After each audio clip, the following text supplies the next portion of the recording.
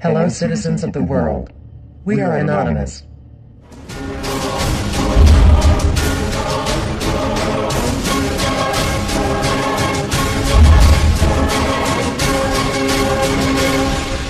Guess what, world? We are back. Everywhere you look, corruption. We continue to fight pointless wars over lies, and we are killing innocents and letting our children die in wars just to ensure the Federal Reserve can continue their petrodollar scandal. We are sitting idly by while these crooks continue to loan fake money out to us at interest, stealing our homes, and enslaving our children. Let me make this extremely clear to all of you listening. Many corporations, especially the Federal Reserve, used the government to steal $17 trillion from your children. Your children did not have that money. They are now debt slaves. These people have stolen money from your children that are not even born yet, and sold their freedoms. They have enslaved you and many around the world. Wake up, world. And they did all of this by counterfeiting money and loaning it out at an interest. They have stolen hundreds of trillions from people around the world. Have you heard about Microsoft's Xbox manufacturers in China? They had to install suicide nets outside their buildings to ensure their employees don't jump out of the window to commit suicide. These are the conditions your children in the US will be working under when the debt is soon owed, and it will be owed. It is not a matter of if it will be owed, but it is just a matter of when. And it will happen as soon as the United States economy collapses, which will happen very, very soon. And if you think because you do not live in the United States this does not affect you, you are wrong. And you are next. The only way we can stop this is if we all unite together and fight it. People of the US are waking up to the Federal Reserve scandal, and the powers that be are currently afraid of retaliation. And that is precisely why they trying everything they can to disarm us. You know how the media has been saying gun violence has been out of control and at an all-time high. They are not simply twisting the truth here or exaggerating. They are absolutely bold-faced presenting lies to you. First off, realize, gun violence in the United States has always been shockingly low. And gun violence has dropped by 49% in the last 11 years. The already absurdly low gun violence in America has literally dropped in half. In half. The fact they are saying that it is at an all-time high perfect demonstrates how biased the government and the media is. If this doesn't prove to you that they have an agenda, then nothing will. Do you remember how the media keeps repeating that there has been 74 school shootings since Sandy Hook? Those 74 shootings were not even mass shootings like they claim. Most were suicides and none of them even took place at a school. Not a single one. They are presenting lies to you, America. When will you wake up? At some point you have to ask yourself, why would the government fake 74 mass school shootings involving children? If they get our guns, we will lose the fight against them. And they will take away absolutely all of your freedoms and you and your children will be forever slaves. And don't forget they purposefully put you and your children into that debt. And because the Federal Reserve is present in all countries, the other countries of the world are next soon after. This plan is called the New World Order. It is the same New World Order the Vice President of the United States called for on national TV a month ago. He said we need to strive for and complete the New World Order. This is also the same New World Order President George Bush and President Kennedy said is our country's lifetime goal. And the same New World Order George Bush said on national TV said will happen no matter what we do, and we cannot prevent it. This has all been a long time plan. The Federal Reserve and their partners want complete control of humanity. We cannot let this happen. They want to rule over us, like kings and queens. And humanity will be forever lost to enslavement by a bunch of tyrants who have publicly admitted they want to kill off the majority of the population so the masses are easier to control. They are going to wipe your bloodline completely off of the earth. He'll tell you the order of things to happen. The enslavement will follow immediately after guns are taken away and you cannot fight back. If they cannot get the guns before the economic collapse, then they will wait until the economy collapses. When the economy collapses, people will be starving. There will be looters and shootings. The government will insist on taking guns away to help, and as soon as the guns are taken away, then we will fall into a complete dictatorship. Do not fall for it. Remember, they are the ones who caused the economic collapse to begin with. This is the same tactic used on Germans and it worked. So expect it. As soon as the economy collapsed and the masses were starving, the German government asked the people to give out their rights and they listened. And then eventually the government was throwing the naked masses into giant burning hot ovens for mass execution. Do not give up your rights. Do not give up your guns. Fight back, as they were the ones who caused the problem. Just so you know, the people who are behind this Federal Reserve scam and New World Order are the same ones who funded Hitler's campaign. Make no mistake, these people are as brutal as Hitler himself, even more brutal. In fact, now we are going to show you some. Assuming America grows some balls and we win, we will need an overall plan. We have come up with a perfect plan. This plan offers extraordinary possibilities. It will make for the most beautiful and free world you can ever imagine. If we are successful, we can leave a much better for our children. A beautiful world. Watch every minute of the rest of the video. Do not skip a single bit of it, as it is all important. If this one video gets out to and can change the world, this is your opportunity to make a difference. Please share this video. What you want with it, get paid for the views. We don't care. Just get the message out there for the world to see. Now sit back and relax. Enjoy the movie.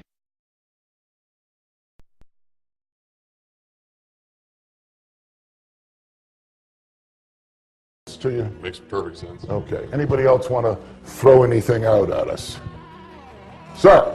I think you're an anarchist and you don't know it yet.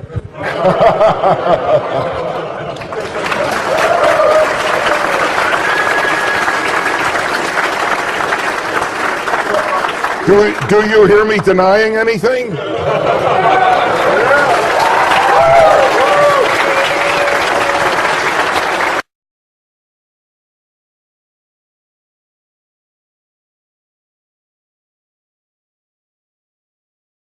Many people, when they hear the word anarchy, think of chaos and mayhem. So they assume that an anarchist must be in favor of disorder and violence.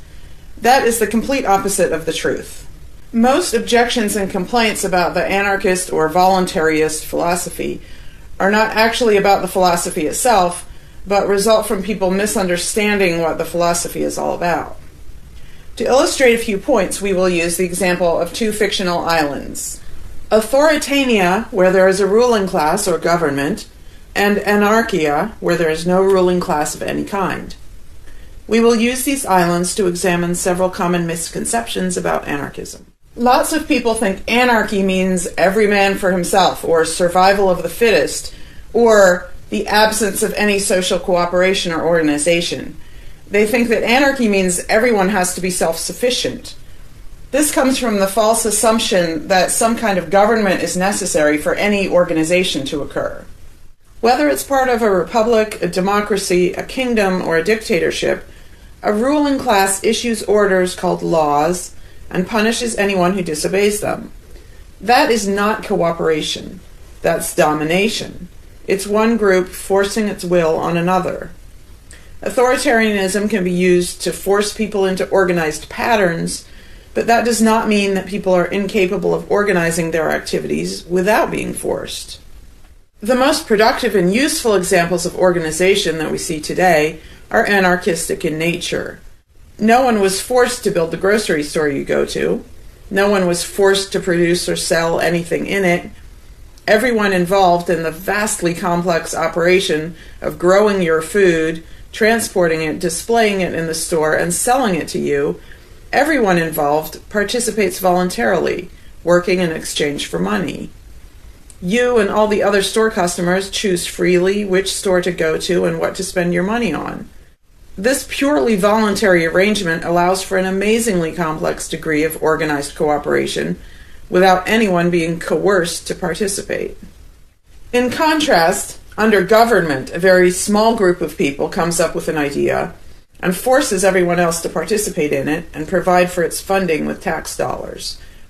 In the authoritarian version of a supermarket, the ruling class would tell people what to produce and how much, what prices to charge, and they would tell customers what they must buy and what they must pay.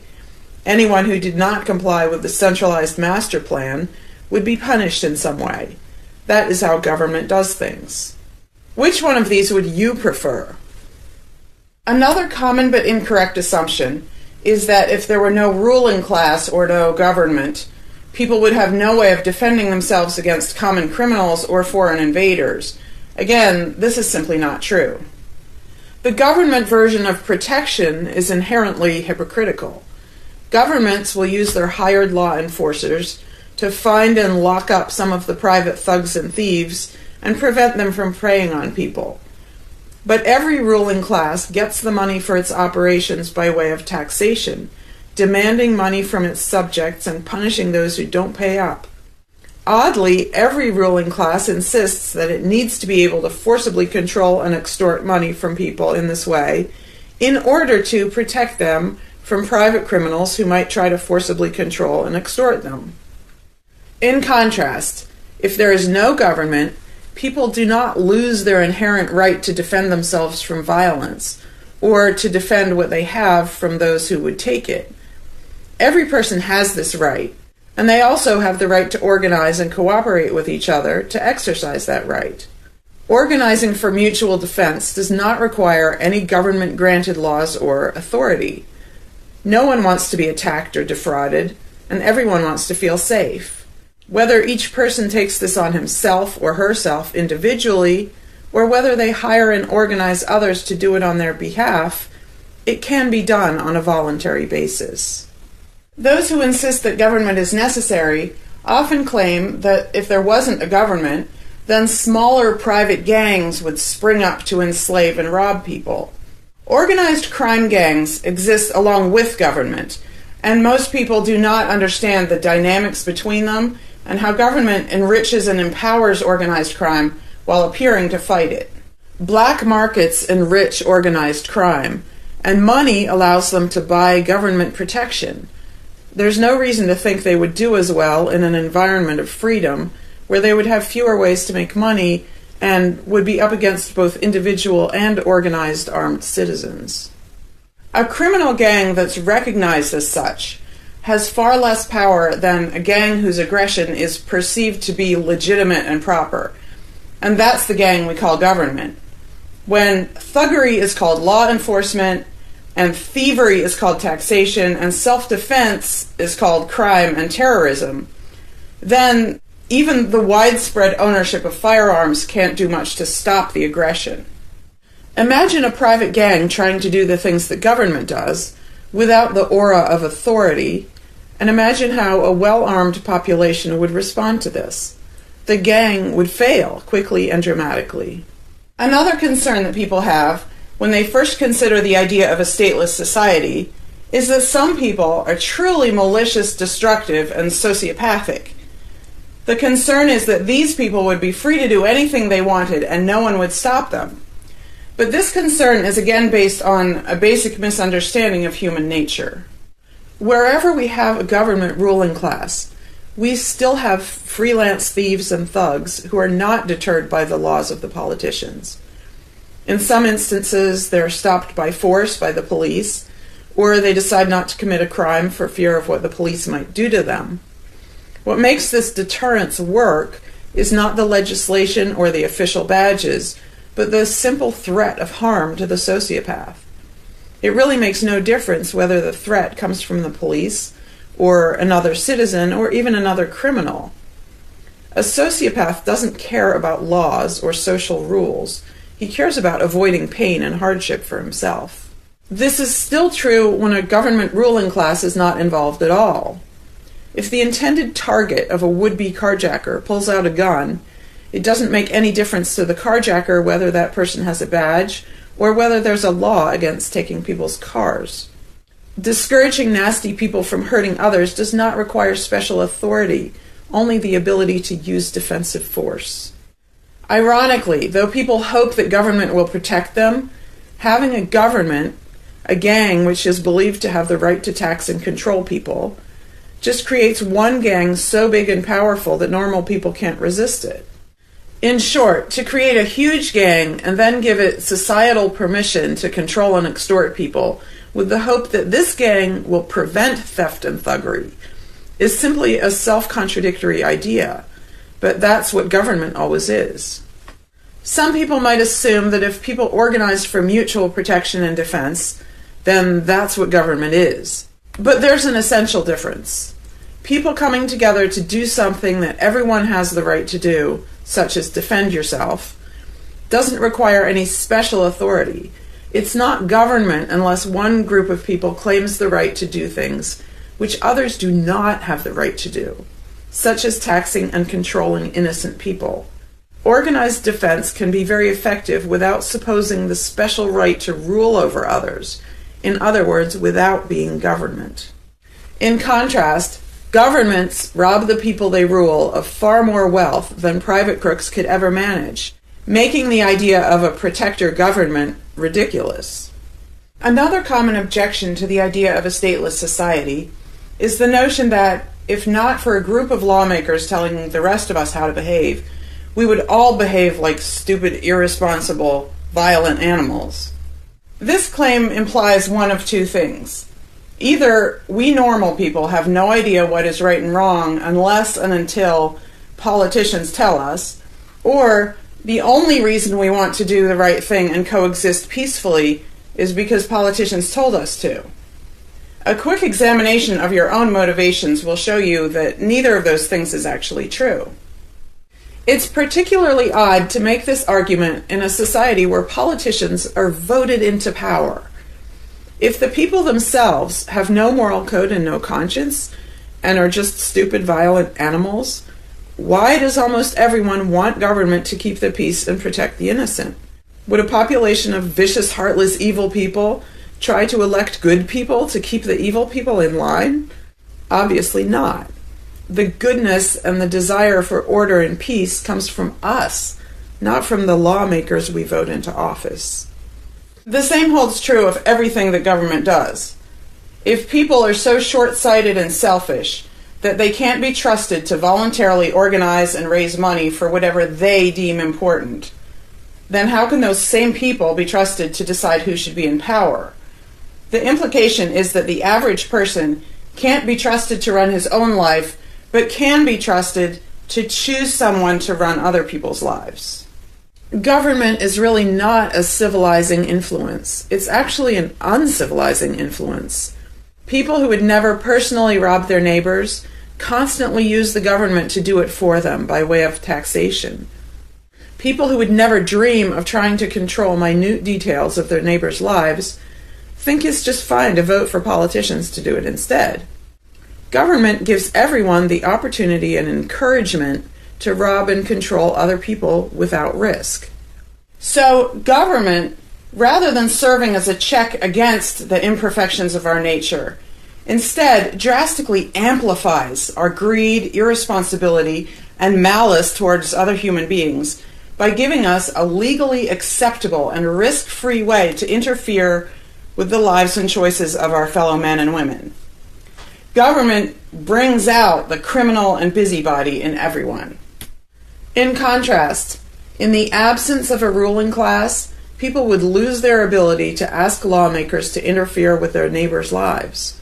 And we would not have law enforcers who could avoid responsibility for evil deeds by claiming that they were just following orders. Throughout history, far more theft, assault, oppression, and even murder has been committed by those acting on behalf of a supposed authority than by anybody else. Even basically good people, when they believe in government, will condone things or do things which they know would be wrong if they did them on their own. Most people know that theft and assault are bad, but they imagine that controlling their neighbors and forcing them to spend their money on things they don't want is perfectly moral and legitimate when it's done by way of the political process. Wrong becomes right when it's called taxation, legislation, regulation, and war. Anarchists know better. They know that human society will never be perfect, but it would be a whole lot better if evil deeds were committed only by genuinely nasty, sociopathic people, rather than being committed wholesale by basically good people who think that violent aggression is okay when it's called law enforcement. The fundamental principle of voluntarism is very simple. It's wrong to initiate violence against any other person, regardless of badges, laws, or alleged authority. The only time the use of force is justified is to defend against aggression. Almost everyone understands this on a personal level, but they've been taught that this basic rule of social living does not apply in the game of politics and government. Most people already know how to get along with others, and most people want a peaceful and just society. Our morality doesn't come from politicians making laws. Our ability to organize and cooperate doesn't come from the ruling class. When people escape the belief in government, they don't suddenly turn into violent animals. Our inherent right to defend ourselves and our ability to defend ourselves is not served by government. In fact, it's threatened by government more than by anything else. Ruling classes do not produce peaceful coexistence, but rather perpetual conflict and violence. Our belief in government authority takes our compassion, virtue, and good intentions and turns them into power for people who crave power and riches. Of course, the people who benefit most from the political racket will put a good spin on the system and do their best to convince people that it's a social necessity. But ask yourself this: have the thousands of laws, regulations, and taxes imposed on you by politicians made you a better person? Have they made you more productive or more caring? Is the world better off with the politicians taking your money and telling you how to live your life? Or do you think it might have been better off if you'd been allowed to spend your own money and make your own decisions? Is society really best served by a small class of people forcefully imposing a centralized master plan on everyone else? Can the orders and threats of a ruling class make the world what it should be?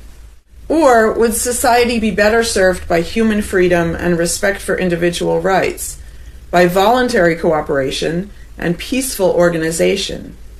If this second option sounds better to you, maybe you should learn more about anarchism. Some people dismiss anarchism as a utopian idea that would only work if everyone were generous and compassionate. Obviously, everyone is not generous and compassionate all the time.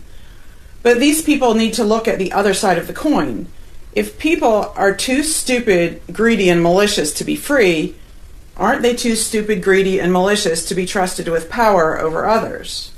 Whether people are inherently good, bad, or some of each, giving a person power over others is not going to make that person better. In fact, power has historically been known to corrupt people and make them worse, whereas the discipline imposed by the equal freedom of everyone else brings out the best in human nature. Most people today think that we need some form of government because they mistakenly believe that obedience to authority makes us all more civilized, moral, and peaceful. In reality, it has always done exactly the opposite. Everyone knows that governments can be corrupt, abusive, inefficient, counterproductive, even tyrannical. But most people assume that the way to fix that is to get the right people into power. People have spent centuries trying to create a good society using different kinds of ruling classes, different legal structures, different ways of choosing the rulers, and so on. But every governmental construction has resulted in freedom and riches for some, and oppression, violence, and poverty for others. What if, instead of deciding what the throne should look like and who should sit on it, all people of goodwill embraced the non-aggression principle? What if, instead of looking to a ruling class to impose our values on society, we embraced the concept of self-ownership? These principles are simple and easy, to the point of being self-evident, but they're diametrically opposed to the authoritarian principles that most of us have been indoctrinated with. Anarchism does not mean chaos and violence, or every man for himself. Having no government does not mean having no morality, no organization, and no cooperation. Simply put, anarchism does mean that no one is your master and no one is your slave. And that's all it means. Howdy, Larkin Rose here. I'm feeling slightly less than entirely patient and polite today, so if this video gets slightly caustic, too bad. This video is for all the people who are constantly saying, well, if not for government, we couldn't have roads, or we couldn't have police, or nobody would care for the poor, or we wouldn't be protected, whether it's from local thugs or from foreign invaders. We wouldn't have this, we wouldn't have that. So thank goodness we have government and taxes, because we wouldn't have any of those things. And the first way I'd respond to that is by pointing out the assumptions that underlie that complaint, that argument. basically what people are saying, because let's be clear about what the terms mean, government is the people who boss everybody else around. And taxes are those people demanding money from us. So they basically tell us, hand over a whole bunch of money and we'll decide how to take care of you. We'll decide how to spend your money. If we don't like it, too bad, we don't really have a choice. Like, well, you can vote in a few years and maybe something will change, even though it totally won't. So that's what people are saying. Basically, if we didn't have a ruling class stealing our money and then supposedly spending it to protect us, how could we possibly have roads or anybody to protect us? The implication is that in this country, for example, 300 million people would just sit around thinking, oh, we can't do it. Without politicians and tax collectors, we can't have a road, we can't protect each other, and we can't. And it rests on this bizarre assumption that things that almost everybody wants, they wouldn't do anything to make happen unless there were politicians forcing us to give them money so they can make it happen. And so an example I like to use is, let's apply the same argument to food, because food is pretty darn important. I think everybody can agree. Let's apply the same argument that statists use about the roads or caring for the poor or protection or anything like that.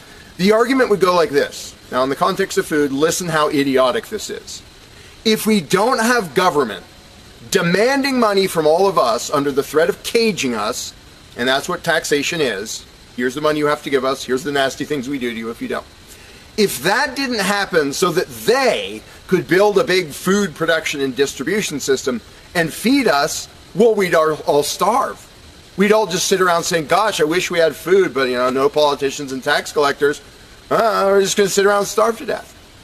Now, in this country, nobody would believe something that stupid, because all you have to do is go to a supermarket and see a perfect example of really efficient, organized cooperation that nobody is forced to do. There is no, if you're going to make the argument that people make about roads and protection and all that, you'd say, well, nobody is forced to make any food for anybody in this country. How do you know everyone's just going to say, well, it's not my job, and we'll all starve to death? There's no guarantee. There's no master plan guaranteeing that we'll all have food. So obviously we're all going to starve if we don't have an authoritarian government stealing our money and then making food and giving it to us. Because golly gee, we couldn't possibly do it voluntarily ourselves. Again, in this country, nobody makes that argument because they see it happening voluntarily. Nobody involved is forced to do that. Nobody is forced to make you a single bite of food. There is no guarantee at all from anybody. And yet, Americans are, by and large, hugely overweight. Obviously, we don't have a lack of food. We might have a lack of healthy food. But obviously, we see that example. Oh, we can handle that. Voluntarily, mutual cooperation, that's fine for food. But for some reason, it's not okay, and we can't even fathom the idea of the exact same thing handling roads or handling protecting us or other things that almost everybody wants. So in the question is this bizarre assumption that everybody will sit around really, really, really wanting something, but because there aren't politicians bossing us around and stealing our money, well, how could we possibly do it? And one of the most common things is, who will build the roads? Which is amazingly stupid to me. Just amazingly stupid. I have here in my pocket a little tiny thing. With this little tiny thing, I can be most places in this country and call people all over the world. And I own it myself. I'm not anywhere near rich these days, but I own one. Almost everybody I know has one of these. A little thing that can fit in your pocket, and just on a whim, you can open it and talk to somebody who's on the other side of the planet. And there was no coercion, nobody forced anybody to make one of these. This is the result of voluntary cooperation. And that's it. Free trade. Organization, yeah, good. Cooperation, yeah, good. Coercion, which is what government is, and taxation, which is theft, didn't need that to do this. So what these people are telling me, oh, we wouldn't have roads if we didn't have government, is that somehow free individuals, relatively free, interacting voluntarily can make it so I can talk to almost anybody in the world on a little thing that fits in my pocket on a budget that is not a very good budget at the moment, but I still have one of these. That freedom, not authoritarianism, can supply me with this, but freedom cannot achieve a flat place. Because that's what a road is. It's a flat place. from here to there because we have these machines that take us from here to there. By the way, we don't have those machines because of government. We have those machines because of free enterprise and voluntary interaction and cooperation. The idea that freedom can make a car but can't make a flat place is just idiotic. You really think we can't make a flat place? And so I ask people, and they say, well, we'll build roads. Are you really telling me that you really and truly think that if government fell off the face of the earth, 300 million people in this country, 7 billion if we want to include the whole planet, would sit around in their houses thinking, golly, I wish I could go visit Fred, but I can't because there's not a flat thing from me to him, and I don't know how to do it. And the other 300 million or 7 billion people, we can't possibly do it because there aren't any politicians and tax collectors. If they were here, we could do it. If they were here to boss us around and steal our money and really inefficiently build a flat place, then we'd be set. Then I'd be comfortable and I could be confident that I could get places. I could visit Fred, I could go shopping, but now we're all going to sit in our houses wishing we could go to the corner store, but we can't because, golly, how could we possibly make a flat place from here to there? We can make these, where you can talk to anybody in the world. We can make machines that you drive around in, but no, we couldn't possibly make a flat place. And when people say, well, who will build the roads? The first answer is the same damn people who do it now. Politicians and tax collectors don't build the friggin' roads. Have you ever seen one out there? No, you haven't. They steal our money, waste most of it, do all their corrupt games, and then they pay other people. Here's an idea. How about if we pay those other people who actually build the stinking road? And the fact that that doesn't occur to people is a great indication of how well indoctrinated people are by the rulers who will perpetually tell us, you can't organize anything, you can't achieve anything, you can't do anything unless we are here to force it on you. And it's, again, there are a zillion examples, whether it's caring for the poor or protection or roads, obviously, where most of the population will say, I'm really concerned that poor people won't be taken care of, which means most of the population wants people in need to be taken care of. And if we didn't have politicians stealing our money, how would it happen? Here's an idea. Take some money out of your pocket and give it to one of the people that you think needs help. Why would you not comprehend that, but you would comprehend some guy 1,000 miles away passing a law to send an armed thug to take your money, to waste 90% of it, and then give a little bit to somebody who may just be defrauding the system or may actually need it? And the amount of indoctrination required to make people even ask these questions of how could we possibly do this without government? What do you think government adds to the equation? It doesn't add any resources. It doesn't create anything.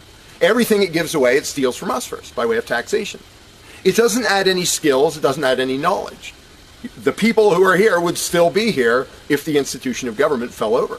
We have all the know-how, we have all the resources, all the technology. The only thing it adds is one group that's imagined to have the right to violently assault and control and extort everybody else. So what the question really means is, how can we have a road, or how could I help that poor, or how could that poor person be helped, or how would anybody protect us if there wasn't a gang of thugs with permission to violently control and rob us? And when you recognize that that is literally what the question means, you already see how utterly idiotic it is. And it's completely the result of authoritarian statist indoctrination. Nobody would come up with that on their own. And you obviously don't see that with the example of food or cars or cell phones or anything else. Nobody says, we won't be able to talk to each other unless there's a gang of thugs that's allowed to boss us around and steal our money. And just economically, how stupid you have to be to think that's a good idea. Here are your choices. Let's do this. I'll give you these two choices for how you will be fed from now on. Either you can go spend your own money wherever you want. You can go to the supermarket or the local this or the local grocery, whatever you want. You can go decide what you want, and they'll tell you the price. You decide what you're going to buy and how much. And you can go to different places and you can shop around. You can do all that. That's option number one. But let me warn you, option number one does not give any guarantee that you will be fed.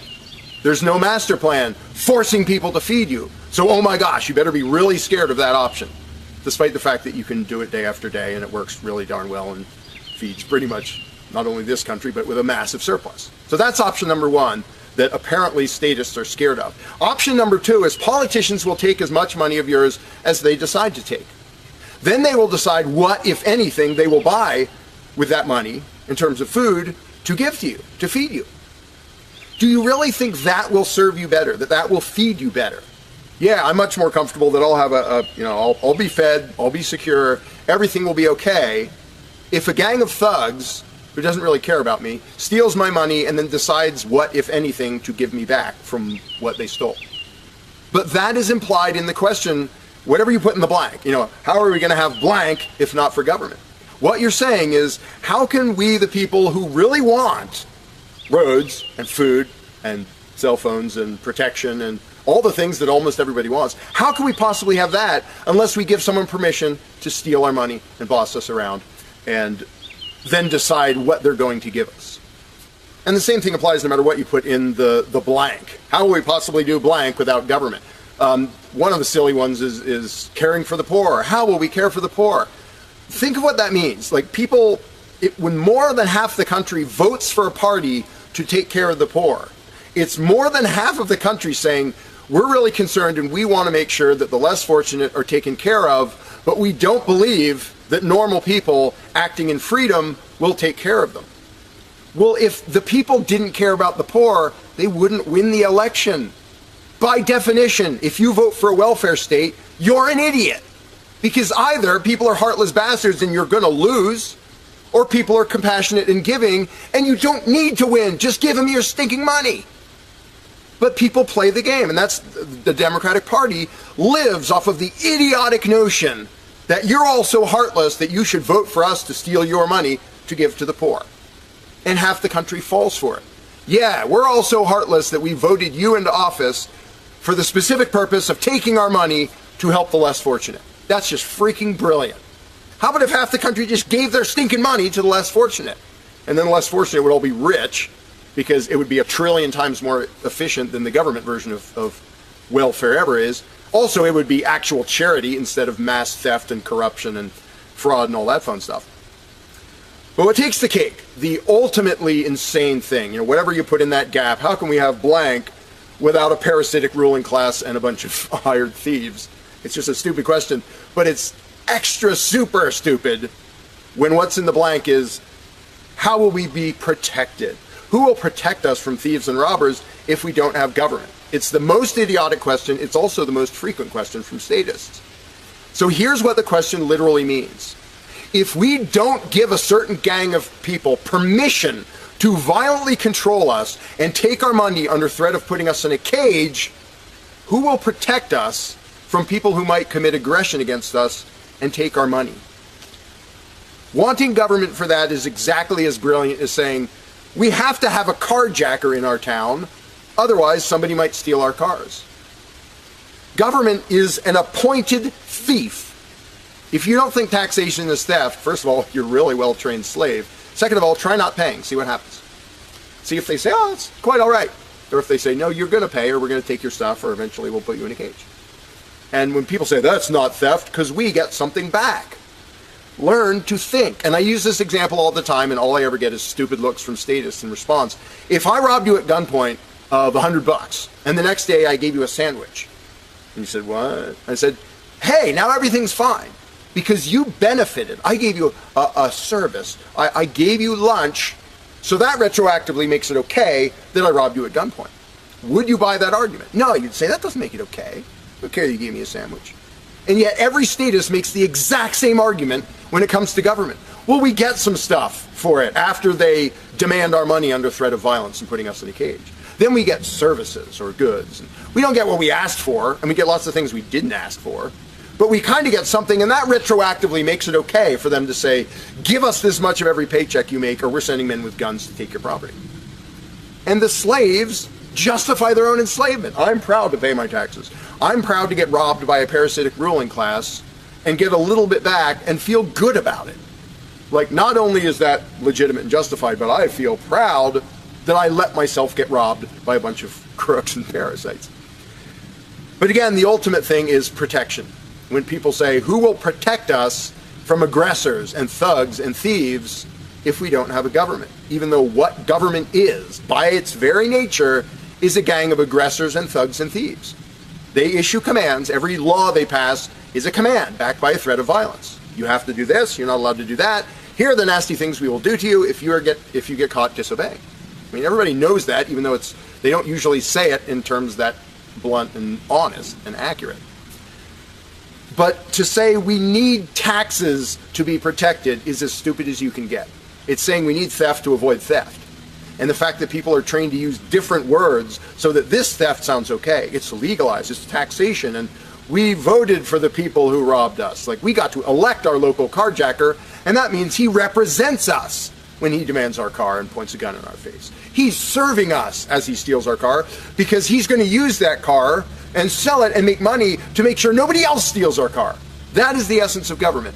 And the fact that you have hundreds of millions of victims of that scam vehemently defending it and saying, I'm not going to give that up. I don't want to give up government. Who would protect us? I don't want to give up the biggest aggressor on the planet, the biggest thief on the planet. Look at your tax bill and see how much private crooks steal from you. So before you ask that question, before you ask, how could we possibly have roads or protection or water or air or Christmas or Santa Claus or any of the zillion things that statists imagine we can't possibly have without a ruling class, think about what the question actually means. Because when you get to the point where you understand the implications of your own question, asking, how can we possibly have this without a parasitic gang of thugs robbing us? When you actually understand what you're really asking, you won't ask the question because you will realize it's completely freaking idiotic.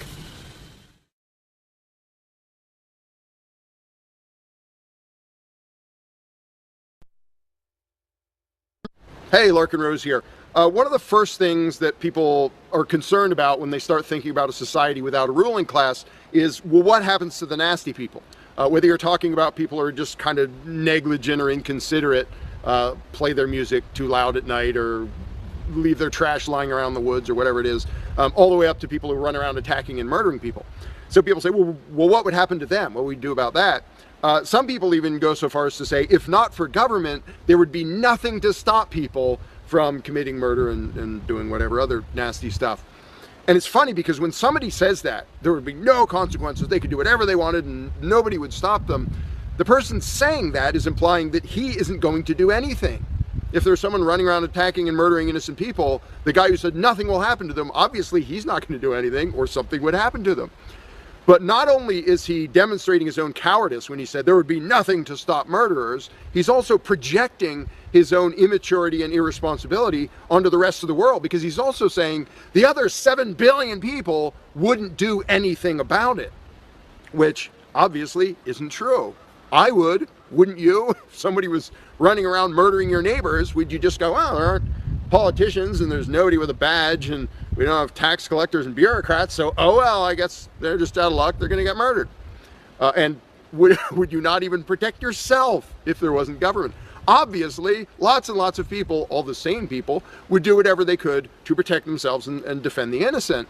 So to say nothing would happen is just really bizarre. And it comes from having a mentality basically of a little kid in a classroom, where the teacher walks out of the room and the kids are just sitting there, we don't know what to do. No authorities telling us what to do.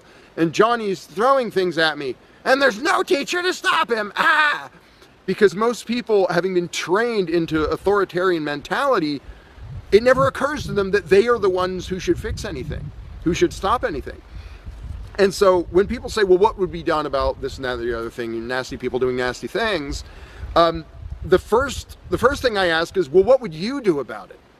Because people are so into the mentality that there has to be some master plan and some authority who writes down the law of here is what will be done with those people, that people don't think in terms of, well, what would I do about it?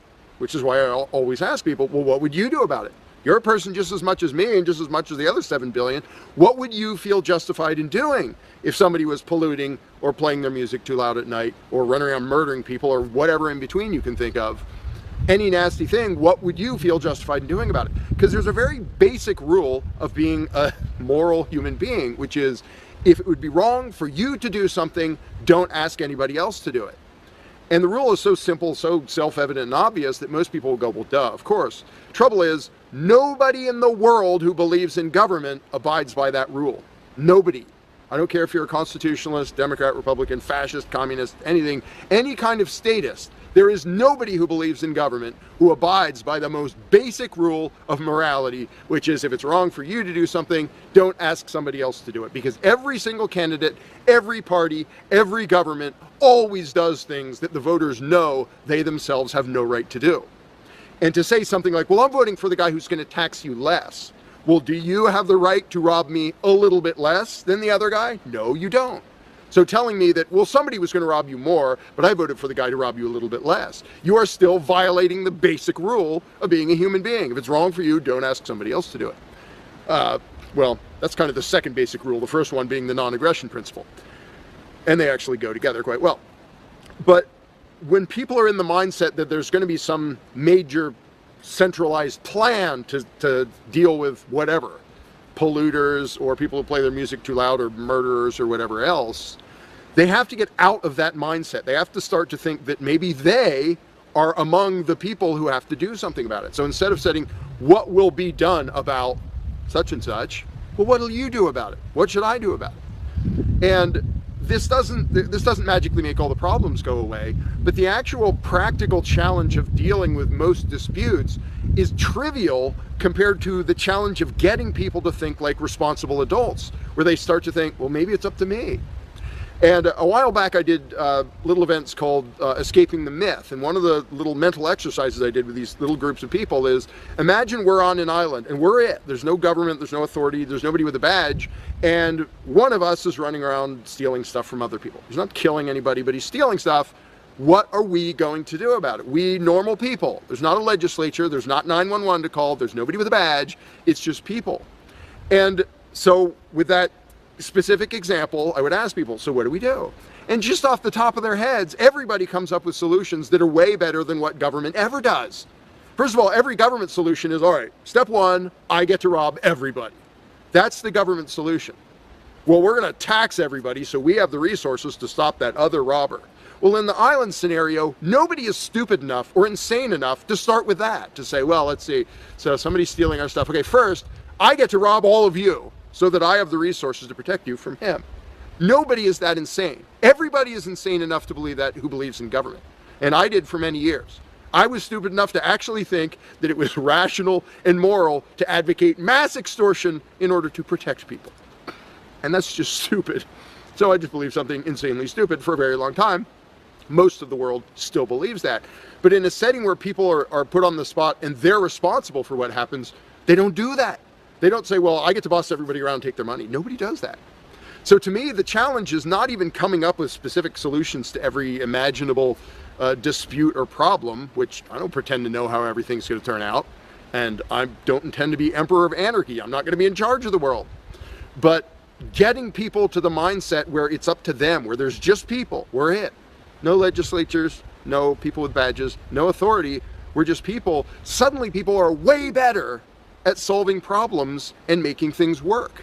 One good example is when there's a disaster. Unfortunately, sometimes it takes a horrendous event to bring out the best in people. And it brings out the worst in some people too. But when people say, whoa, my neighbor's house is floating away, I'm not going to wait for FEMA. I'm not going to dial 911. I'm going to jump in a boat and go save him. Because suddenly it's on me. Suddenly I'm the one who has to do something. And when it occurs to people that they're the ones who have to do something, and unfortunately, usually that only happens in a complete disaster area, when it occurs to people and they suddenly take on the responsibility and start to think like adults, their solutions are generally a lot better than any government solutions and ever are. But to get to that mentality, people have to shift from the authoritarian mindset to the mindset of a self-owning individual who realizes there is nothing above me. There is no magic unicorn who's going to come to save the day, who's going to come save me from polluters or somebody playing their music too loud or murderers or whatever it is. There's just us. And if we realize that, then first of all, people would stop asking me, well, without a government, how would this be handled? As if I'm going to be in charge. I don't freaking know. What would you do about it? I can tell you what I would do about it. I could tell you what I might suggest, what I might predict, but who cares? I'm one of 7 billion people. I'm not going to be in charge any more than you are. So it's really a mental exercise that people have to think over in their own heads with their own moral codes instead of waiting for some outside answer. And it's why I don't usually get into those discussions of, well, here's my plan for how to deal with this and that and the other thing, because my plan doesn't matter. My plan will not be the best plan. For any problem you can come up with, there will be a million people with better plans than whatever I could come up with. So don't ask me to describe how you are going to fix problems. I don't freaking know. And you can see the mind shift in people when they grasp that they own themselves and they suddenly realize, oh, okay, well, yeah, there are things we can do to settle disputes, to protect ourselves from attackers, to do this or that or the other thing. But the first step is just grow up. Stop thinking it's somebody else's business to make the world work. Well, how will the poor be cared for? I don't know. What are you going to do? Well, how will we be protected from this? I don't know. What are you going to do about it? And it is inconvenient. It's inconvenient to be a free person where you can't just be a kid in the classroom whining to the teacher to save the day and fix everything and make everything work, where you actually have to be a responsible adult. And that's one of the main reasons why people like the belief in authority, because then they can live with the lie that all they have to do is obey and do as they're told and everything will be okay. First of all, no, it won't be okay. Second of all, you're not even being a human being. You just threw your free will out the window and became somebody's slave in the hopes that that would help humanity. It doesn't help humanity for you to be a slave. It doesn't help humanity for everybody else to be a slave. It does help humanity for you to start thinking as an adult, responsible human being who owns himself and who accepts that it is your responsibility to figure out how to make the world work.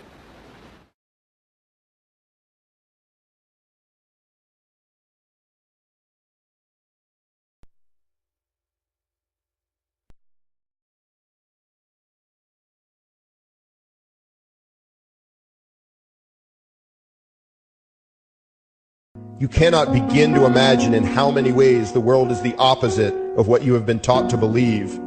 You see the guy who sells drugs to willing customers so he can feed his family as the scum of the earth, while you see the hypocrite who gives away stolen money in the name of government as a saint.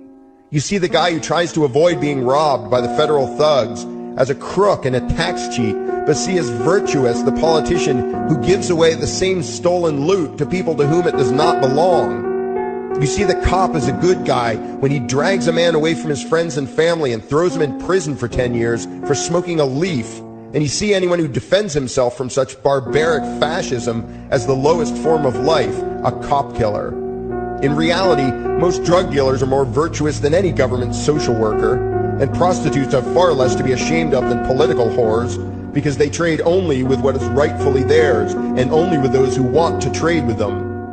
The upstanding, church-going, law-abiding, tax-paying citizen who votes Democrat or Republican is far more despicable and a bigger threat to humanity than the most promiscuous, lazy, drug-snorting hippie. Why? Because the hippie is willing to let others be free, and the voter is not. The damage done to society by bad habits and loose morality is nothing compared to the damage done to society by the self-righteous violence committed in the name of the state. You imagine yourselves to be charitable and tolerant when you are nothing of the sort. Even the Nazis had table manners and proper etiquette when they weren't killing people. You think you're good people because you say please and thank you? You think sitting in that big building on Sunday makes you noble and righteous? The difference between you and a common thief is that the thief has the honesty to commit the crime himself, while you whine for government to do your stealing for you. The difference between you and the street thug is that the thug is open about the violence he commits, while you let others forcibly control your neighbors on your behalf. You advocate theft, harassment, assault, and even murder, but accept no responsibility for doing so.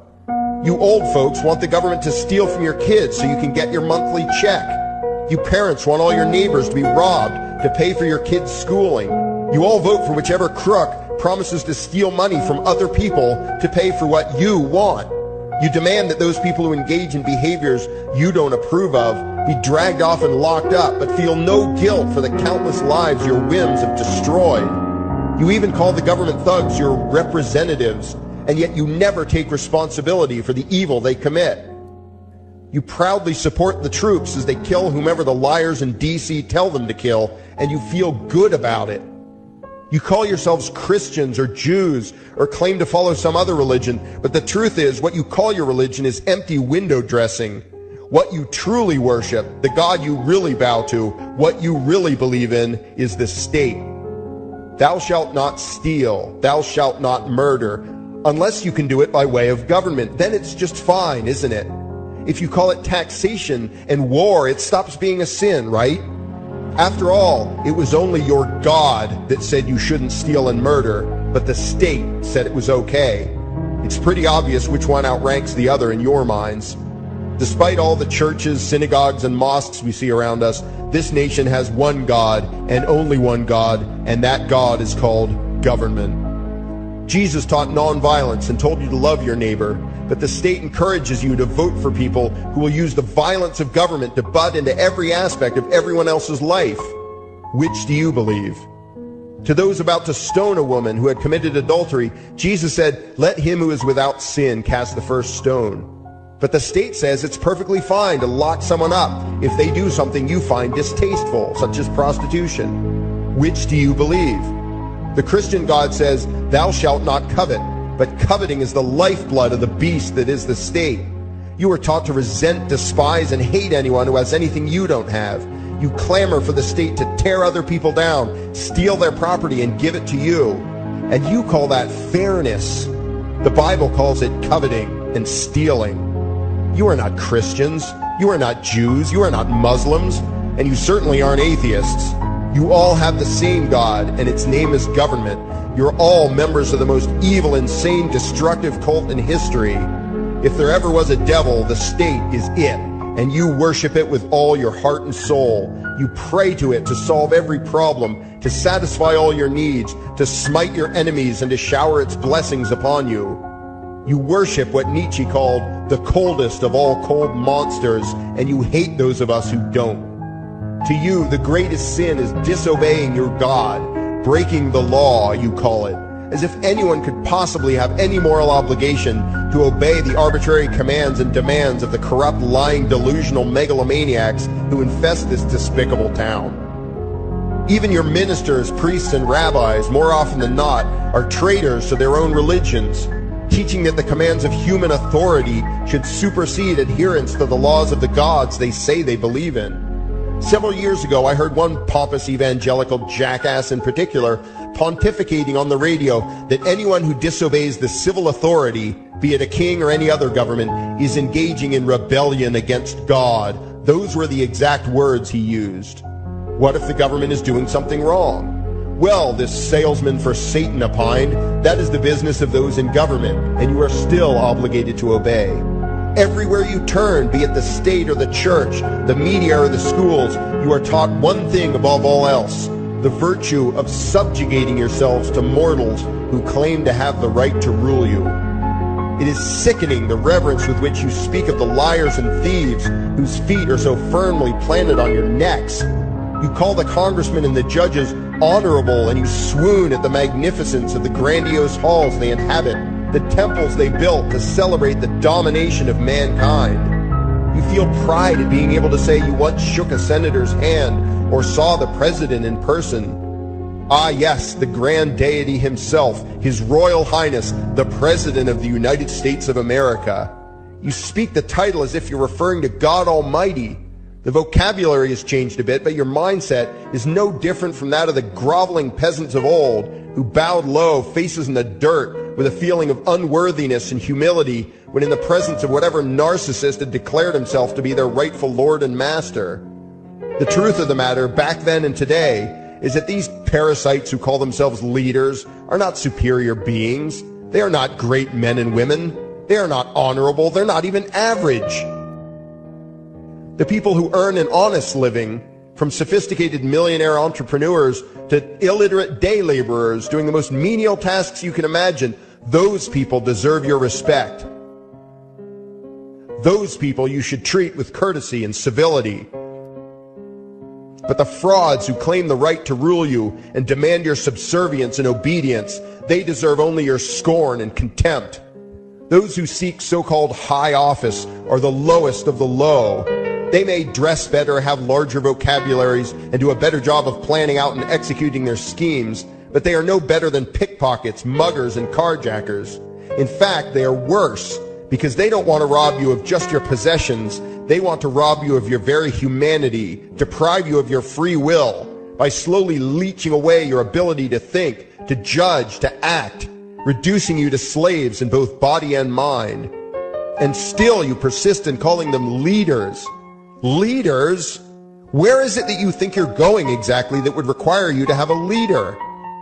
If you just live your own life and mind your own damn business, exercising your own talents, pursuing your own dreams, striving to be what you believe you should be, what possible use would you have for a leader? Do you ever actually think about the words that you hear, the words that you repeat?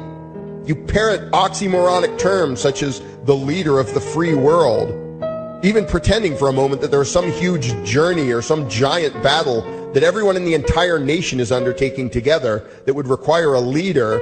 Why would you ever think, even for a moment, that the crooks that infest this town are the sort of people you should listen to or emulate or follow anywhere? Somewhere inside your mostly dormant brains, you know full well that politicians are all corrupt liars and thieves, opportunistic con men, exploiters, and fearmongers. You know all this, and yet you still speak as if you are the ones who are the stupid, vicious animals, while the politicians are the great, wise role models, teachers, and leaders without whom civilization could not exist.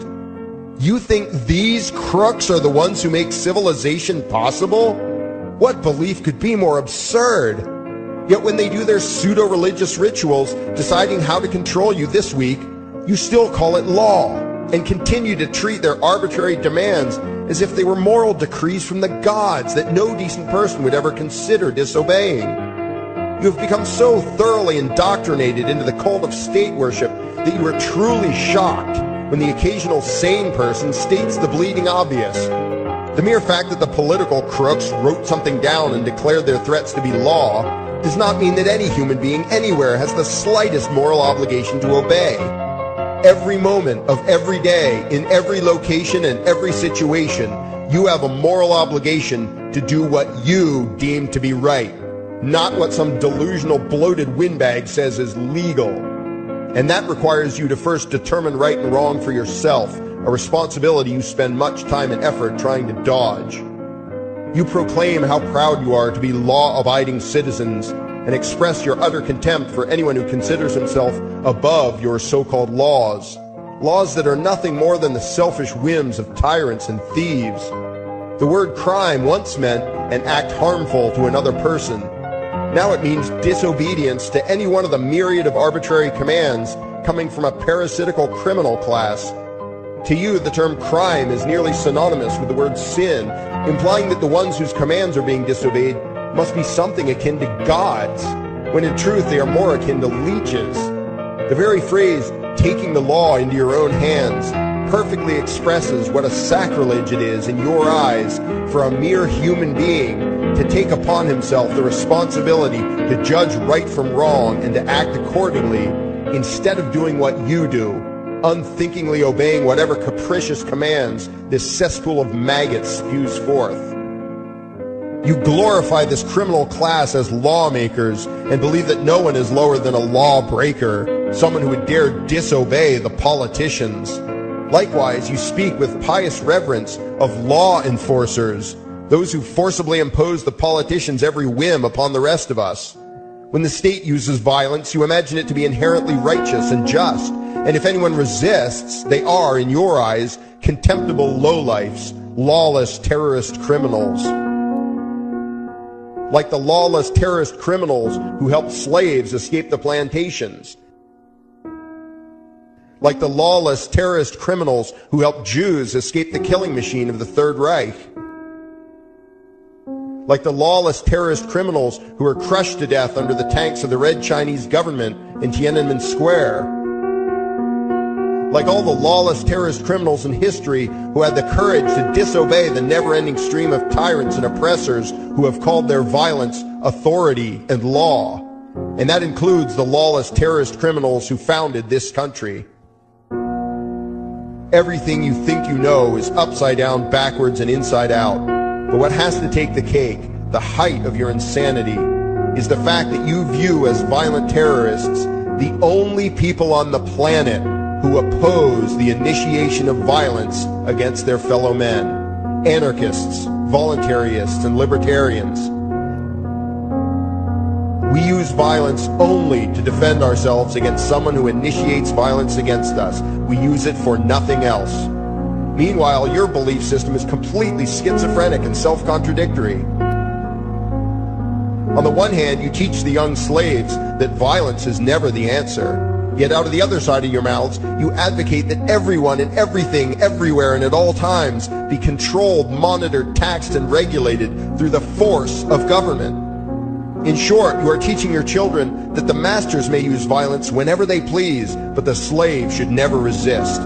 You indoctrinate your children into a life of unthinking, helpless subservience. You are putting the chains around their little necks and fastening the locks tight. And worst of all, you feel good about it. Out of one side of your mouths, you condemn the evils of fascism and socialism and lament the injustices of the regimes of Hitler, Stalin, and Mao. While out of the other side of your mouths, you preach exactly what they did. The worship of the collective, the subjugation of every individual to that evil insanity that wears the deceptive label, the common good. You babble on and on about diversity and open-mindedness, and then beg your masters to regulate and control every aspect of everyone's lives, creating a giant herd of unthinking conformist drones. You wear different clothes and have different hairstyles, and you think that makes you different. Yet all your minds are enslaved to the same club of masters and controllers. You think what they tell you to think, and do what they tell you to do, while imagining yourselves to be progressive, thinking, and enlightened. From your position of relative comfort and safety, you now condemn the evils of other lands and other times, while turning a blind eye to the injustices happening right in front of you. You tell yourself that had you lived in those other places, in those other times, you would have been among those who stood up against oppression and defended the downtrodden. But that is a lie. You would have been right there with the rest of the flock of well-trained sheep, loudly demanding that the slaves be beaten, that the witches be burned, that the nonconformists and rebels be destroyed. How do I know this? Because that is exactly what you are doing today. Today's injustices and oppressions are fashionable and popular, and those who resist them, you tell yourselves, are just malcontents and freaks, people whose rights don't matter, people who deserve to be crushed under the boot of authority. Isn't that right? You bunch of spineless, unthinking hypocrites, look in the mirror. Take a good look at what you imagine to be righteous and kind. You are the devil's plaything. The crowds of thousands wildly applauding the speeches of Adolf Hitler, that was you. The mob demanding that Jesus Christ be nailed to the cross, that was you. The white invaders who celebrated the wholesale slaughter of those godless redskins, that was you. The throngs filling the Colosseum, applauding as the Christians were fed to the lions, that was you. Throughout history, the perpetual suffering and injustice occurring on an incomprehensible scale, it was all because of people just like you, the well-trained, thoroughly indoctrinated conformists, the people who do as they're told, who proudly bow to their masters, who follow the crowd, believing what everyone else believes and thinking whatever authority tells them to think. That is you. And your ignorance is not because the truth is not available to you. There have been radicals preaching it for thousands of years. No, you are ignorant because you shun the truth with all your heart and soul. You close your eyes and run away when a hint of reality lands in front of you. You condemn as extremists and fringe kooks those who try to show you the chains you wear because you don't want to be free. You don't even want to be human. Responsibility and reality scare the hell out of you, so you cling tightly to your own enslavement and lash out at any who seek to free you from it. When someone opens the door to your cage, you cower back in the corner and yell, "Close it, close it." Well, some of us are finished with trying to save you. We've wasted enough effort trying to convince you that you should be free.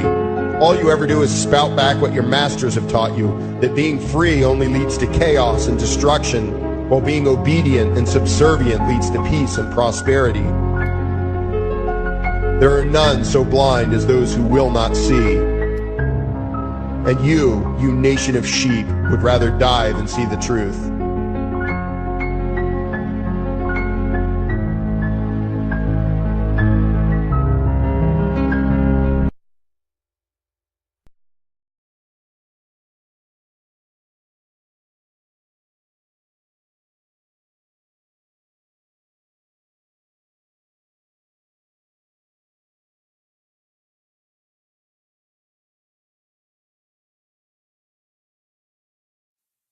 There is something I need you to do. Favorite, like and share this video. Now that you have done that, go to your browser add-ons, download YouTube Video Downloader, come back to this video and save the video to your computer and upload it your YouTube channel. Use a different title than the one used for this video.